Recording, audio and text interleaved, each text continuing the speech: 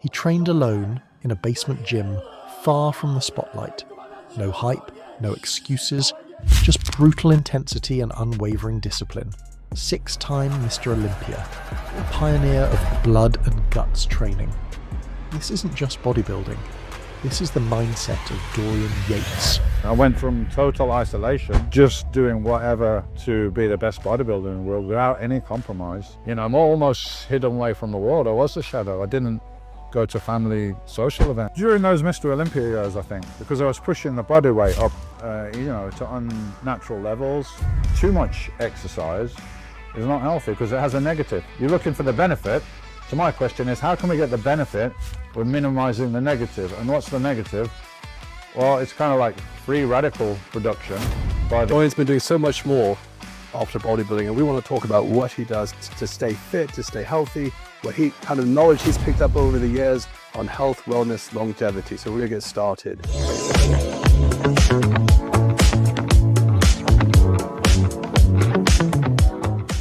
Dorian, good to see you. yeah, great to be back, man. Another men's camp here in Marbella. It's cool. It's fantastic. It's turned me into a keto. We talked earlier, you kind of have a more balanced approach, but you take a low carb. You know, I'm keto, no, I'm carnivore. I'm on an animal-based diet, high protein, relatively high protein, natural fat, great, but I'm not religiously not having any carbohydrates. I don't have a lot compared to when I was bodybuilding. Oh, but I have a little bit, but most of my diet is like healthy fats and protein, but yeah, a little bit of flexibility there. Mediterranean, would you say? Well, I mean, living a lot of times here, and you live in... Yeah, this is where I'm resident, but I obviously travel quite a bit. Already been this year to Africa, Argentina, Brazil, UK, Romania. So I travel around, and also I got a friend that's, you know, religious, kind of keto, carnivore, and your bone broth and all this and everything. But, you know, when you're traveling and you're going through airports, and I mean, sometimes it's just not practical. So I'm at a place in life where it's kind of everything swings into the middle way, you know. You can be too fanatic about everything. Ever eat a croissant with my coffee from the cafe? Well, I might like to, yeah, and I might enjoy it. And I went to Italy and for 1 week, me and Gal, we just ate pasta and drank beer because it was really hot. I'm eating pasta and pizza in Rome and drinking beer and a tiramisu, whatever, yeah. I'm enjoying it, I'm being there, but I forgot the rule, like at least 80%, yeah? Yeah. At least 80%, like really do your best and eat well, but you want a beer or a glass of wine or a piece of cake or ice cream and you can enjoy it. You got the routine when you're at home, and then when you go out, you got some room for flexibility.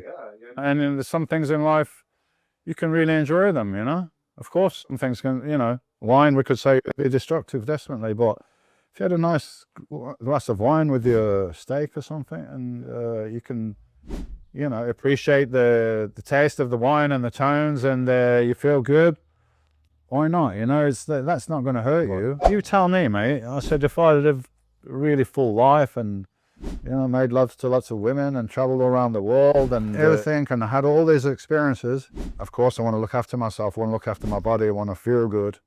So I'm going to eat well, but also a little bit of flexibility there. I was experiencing some of the diet here, and it's good. I eat steak, I eat chicken, I eat greens. I was like, something's missing. I think my blood sugar was getting a bit too low. Yeah, I was asking where the beer was, and there wasn't any, so that's what's missing. Yeah, for a cold beer here on a sunny day in Marbella, you need a cold beer, man. Well, I had a pizza last night, so I was like, we can't tell these guys. Yeah.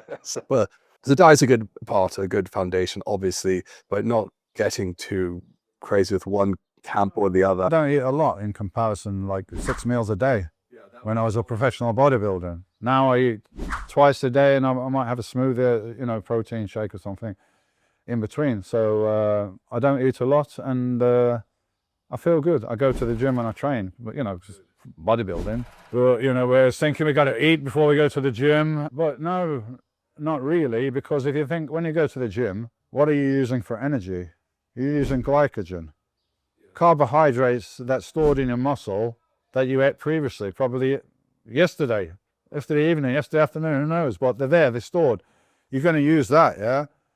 So you don't need to eat a ton of carbohydrates before you go to the gym with the idea that's somehow going to give you energy, it might even reduce your energy because you're kind of trying to digest it. And now you're going to take all the blood away to work the muscles and everything. So I enjoy going and doing my stuff. I don't eat till like 1 or 2 o'clock in the afternoon. So I have a period of time where I'm not eating, and usually I'm doing some kind of exercise. Yeah, the other day, I think you started with cardio. You did where we met you. Cardio, but sprints cardio. Yeah, I don't do 45 minutes cardio. And that's one of the things we were talking about, getting the benefits of cardiovascular fitness in a short period of time, which is what I did with bodybuilding. I think it applies to cardio as well. And unless you're in some kind of specialist sport, like marathon running or something, you know, but I'm talking about health here. And too much exercise is not healthy because it has a negative. You're looking for the benefit. So my question is, how can we get the benefit with minimizing the negative? And what's the negative? Well, it's kind of like free radical production by the use of oxygen, and you're doing all this endurance training, which you're doing it to be fitter, have a better quality of life, maybe live longer. Yeah. But on the other side, you're aging your cells with all this excessive amount of exercise. So my question is, what do we need to do? What's the minimum amount of dose? Let's say it's a medicine. What's the effective dose before we're getting all these side effects that we don't want? If we look at exercise as a medicine, which you could do, how do we get most of the benefits without the negatives? And the cardio that I do is interval sprints. I talked about it on Joe Rogan in 2017. Not that I'm the first guy to come up with it, but I understood that you could get the benefit from that, from short sprints. Same benefit as doing an hour or 45 minutes cardio, and you could achieve this in 5 minutes, which sounds crazy. 1 minute of cardio, i.e. 3 20-minute all-out sprints. I use an air bike, a cell bike, because it engages all the muscles. So really, you could use a rowing machine or a cross trainer, not quite as good. Or you could run up hills, same kind of thing. All-out sprints with some little downtime between. So like a minute's warm-up, a 20-second sprint, a minute down, 20 seconds. Do 3 or 4 20-second sprints, and in that 6 minutes or so that it takes, you can achieve the same as you get from doing 45 minutes, an hour of, you know, long, boring, tedious, 2 sessions a week. But I suppose you could say it's like low-level cardio because I walk quite a bit. I go hiking, I take my dog for a walk, yeah, so, and I'll probably go 1 long bike ride a week where it's an hour or 2 just out on my bike. So I'm not really thinking this is like a super workout or anything, but I'm guessing it's a bit of long cardio. So one thing, when you said you did intensity, and I think the benefit of that is it's exercising the heart better than just a slow. I think I feel better when I do intense cardio, get the heart rate up. So it's like a shock again. You know, it's the human body, the organism, it functions best when it's under stress, but a controlled amount of stress, right? So you can get benefits by being in the cold, right? In a cold water or a cold shower, you can get benefits because it's stressful for the body, which kicks off some mechanism which is beneficial for you. But you could also fucking freeze to death, couldn't you, right? So there's the extreme, right? We can go in the sauna, and from the stress of the heat, and you produce heat shock proteins and so on, you get a benefit. But if I left you in there all day, you could also die, yeah? So exercise is a stress as well, which you get a beneficial reaction from. But what's the right amount before we get in, you know, what happened to the first guy that ran from the Battle of Marathon, that, you know, the first 26 miler, he fucking dropped dead when he got there, yeah? So there's a message there somewhere. Too much exercise can also potentially kill you or have a negative effect. So, and back then they didn't have the environmental toxins and any of the... I'm putting out this information, and some people, they get it, but they're still, yeah, I get it, but hey, I like going to the gym. I want to be in there 2 or 3 hours. Like, okay, if you want it, but didn't you go there for, like, to get the benefit you're looking for, not to just socialize or whatever else it is you're doing for 2 or 3 hours, because you're certainly not really training hard for, you know, you might do a set and rest for 10 minutes. I don't know what you're doing in there for 2 or 3 hours, but like, get a life, man. What is your rest period between sets? Are you... I don't ever go by the clock, and this is how I coach people when I'm coaching. is to explain that when the muscle contracts, you use oxygen. So you're going to push the muscle to failure. There's going to be an oxygen debt to pay, right? But let's imagine we do curls to failure with a bicep. It's not a big muscle. It's not going to use that much oxygen, right? So the question is, when can you go to the next set and be assured that you're going to do it with muscular failure? I don't know, after a bicep curl, if arguably 45 seconds a minute, you could probably go again and you wouldn't be in oxygen debt.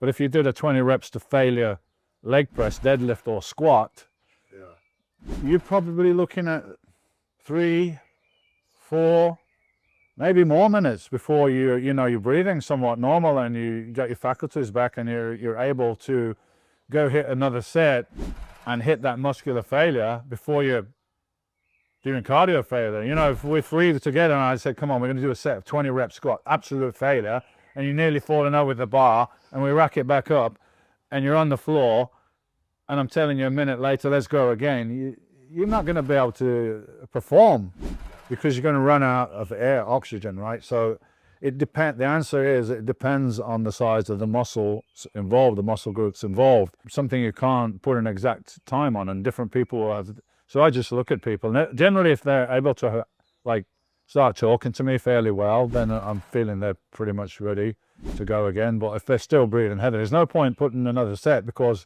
they won't reach muscular failure, they'll reach cardio failure. So somewhere between 1 and 4 minutes is a big variance depending on what you're doing, yeah. Do you do press-ups as a warm-up? Or I don't. I mean, I could barely do 3 or 4 push-ups before because of my rotator cuff. I've done a lot of work on my shoulders now.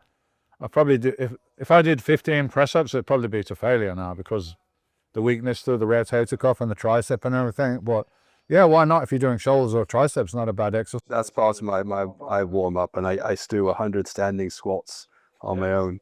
Just getting the heart rate up. And one thing that I'm telling all my guys is very, very simple, but very effective. It's just dead hanging.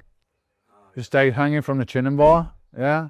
This is going to stretch the tendons and ligaments in your shoulders and kind of help to get them back in the right place. Because as you get bigger and stronger on the pecs and the lats, it rotates around.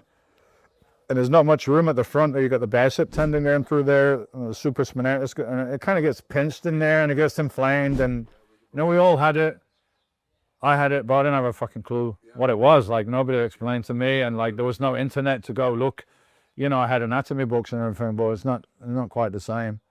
So just to get the shoulders sitting back in a more correct place, just dead hang, and it's good for your grip as well. It's good for everything. Speaking of grip, so we were talking about Peter Attia earlier. And you see you're on his... All these parameters of what benefit. So grip strength is one of them. Well, grip strength, yeah, and leg strength and hanging from the chin and ball, all those things.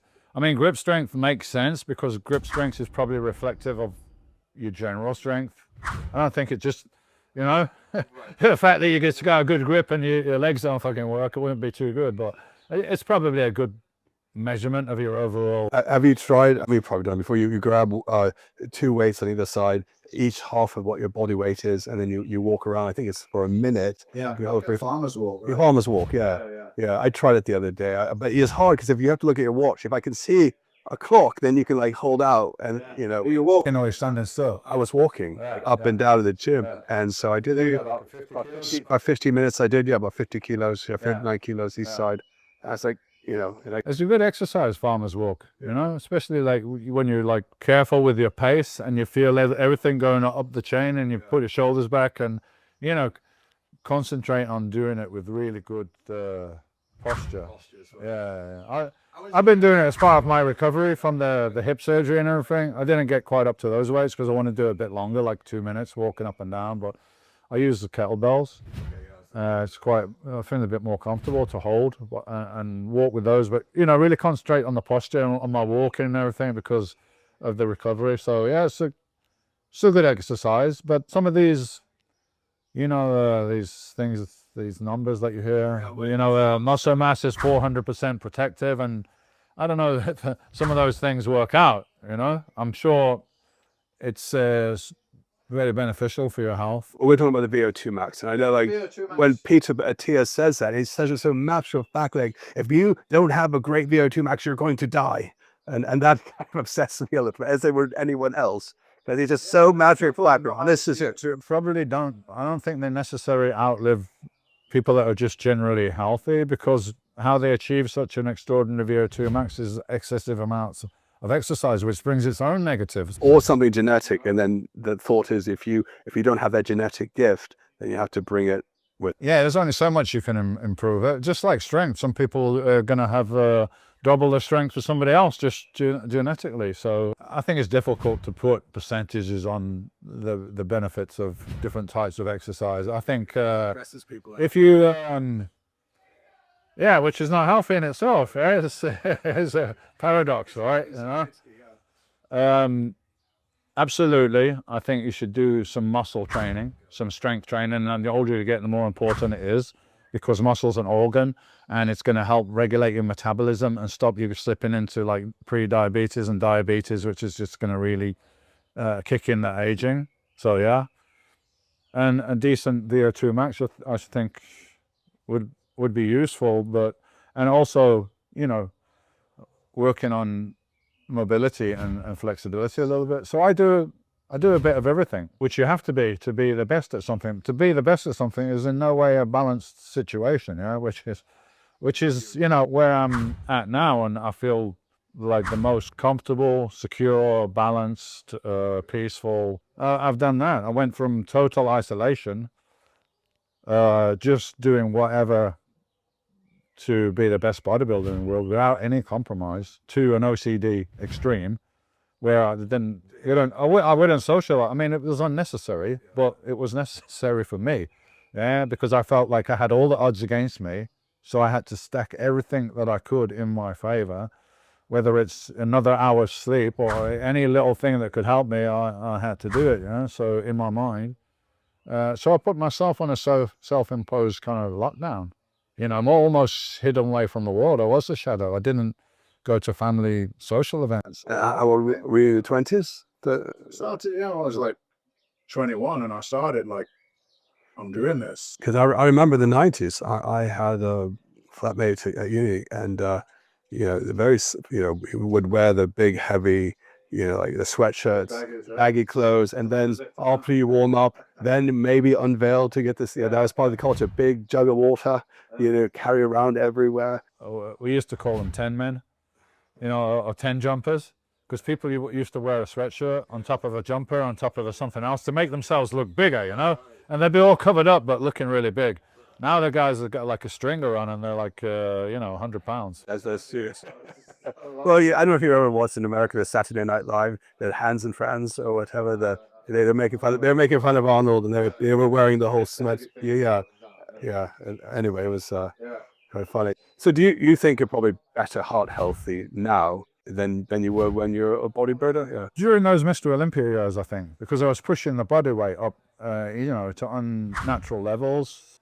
I had some blood tests, but I mean, it was so basic, the stuff that I had. Did it check hormones, testosterone? Yeah. You know, it was just liver, kidney function, blood pressure reading, cholesterol, very basic stuff. So I knew my blood pressure was high, and I wasn't advised, and I didn't choose to take another medication on top of what I was taking to bring it down, which probably would have been the best advice. I mean, it's not good to have it high. And some of the medications, not all blood pressure medications are bad. Some act like exercise mimetic, like telmisartan. Produce more nitric oxide, I think, yeah? Ramipril and stuff like that. Better than ramipril being an ACE inhibitor, like the sartans, telmisartan, losartan, help reduce inflammation as well as blood pressure. And then I know Dr. Thomas O'Connor, I don't know if you follow him, in the States, he talks about protecting bodybuilders from harm and using the Bevolol to keep the rate down as well as the others. Now you can find somebody like yourself, or as many doctors out there you can find. You can get all your parameters done. You can get advice if something's out of line, what you can do with it. But people need to understand that this was a different day. This is 1980s when I started bodybuilding, and I started using steroids. So I just went to my GP, you know, on the council estate, right? you know. And I'm a young kid, and I'm telling him I'm going to take steroids. Can you do some blood tests for me? And he's like, wouldn't do it at first. He's like, no, you don't want to take that. It's not good for you, and all this stuff, right? And then I did my first competition, and I made a big splash. And then they invited me to be on the British team, which was in the World Games held in London. On the bodybuilding team, World Game was like Olympic Games, but all the sports that didn't quite make it. There was water skiing, there was powerlifting, all these sports. Yeah, it was a big thing, and bodybuilding was there. And I went from my first competition to being on the British team as a heavyweight 2 weeks later in this competition. And anyway, it was a bit on TV, but they had the opening ceremony. So the guy that was managing the bodybuilding team cleverly said, you and a girl who was representing the female bodybuilding, when you go out, you take your tracksuit and do some poses. And sure enough, all the cameras came over because it's visual, right? So all the cameras came over, the TV cameras came over, and actually was shown a little bit on British TV, which is a big thing, right? Yeah. So next time I went to see the doctor, he said, I saw you on TV. I see what you're doing it's serious. Like, it's not, you know, I said, yeah, I tried to tell you that, man. I'm not messing about here, you know? So then he said, okay, but yeah, my blood pressure was like 150 over 100, I think, average for a few years, you know? And I didn't know that I had a possibility to bring it down. He didn't advise me. He just said, this is not great long term, and make some money and get out. That's what I should do. It's pretty much what I did. It's been an honor to have Dorian Yates on our program today and delve into the extraordinary story and invaluable insights. To our viewers, take these lessons to heart, and remember to subscribe, like, and comment on your favorite takeaways. And stay strong, stay balanced. We'll catch you next time on Balance My Hormones.